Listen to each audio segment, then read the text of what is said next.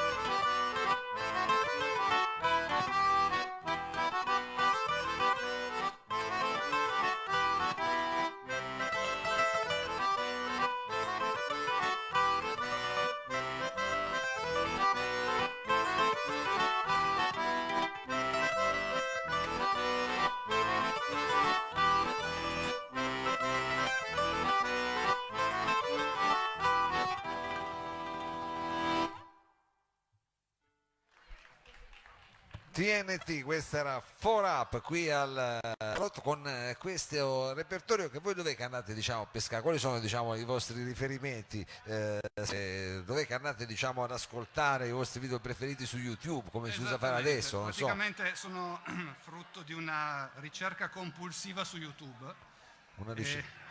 che spazia diciamo dall'Irlanda all'Inghilterra, in generale in Europa più che altro, dal klezmer al gypsy, e magari prendendo qualcosa dal bal folk, anche se noi non siamo diciamo, nati praticamente nell'ambito del bal folk, però diciamo, attingiamo abbastanza anche da un repertorio tipico delle danze europee in sostanza. Poi chiaramente con qualche accorgimento, qualche arrangiamento ci, per renderlo un attimino più come musica d'ascolto, insomma. ci mettete del vostro, giustamente. Esatto. Allora, il prossimo brano invece come si intitola? Allora, il Da che prossimo brano si repertorio? intitola Volcanic Jig ed è diciamo in origine è un pezzo per violino. Arriva da Cap Breton e diciamo, l'origine di questo brano è celtico, però anche se è stato composto ai giorni nostri, diciamo. Ho capito, quindi una situazione, diciamo, un po' celtica, un po' diciamo del nord, quindi, diciamo, Esatto, un po' sì. del nord, un po' Sì, di si questo. sente un po' molto l'Irlanda, molto diciamo quello che è il ballo irlandese che si chiama jig, quindi un ritmo in 6 ottavi, così. Un ritmo in 6 ottavi potrebbe spuntare l'elfo in Piazza Vittorio, lo diciamo subito, questo grazie ai TNT qui al Salotto.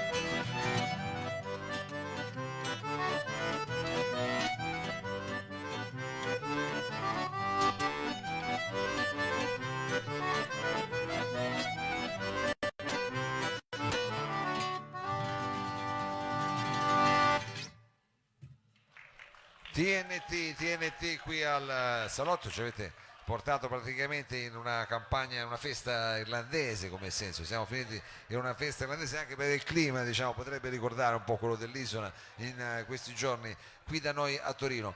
In realtà, giusto, visto che parliamo di geografia, voi per geolocalizzarvi siete esattamente di dove, aspetta che ti apro il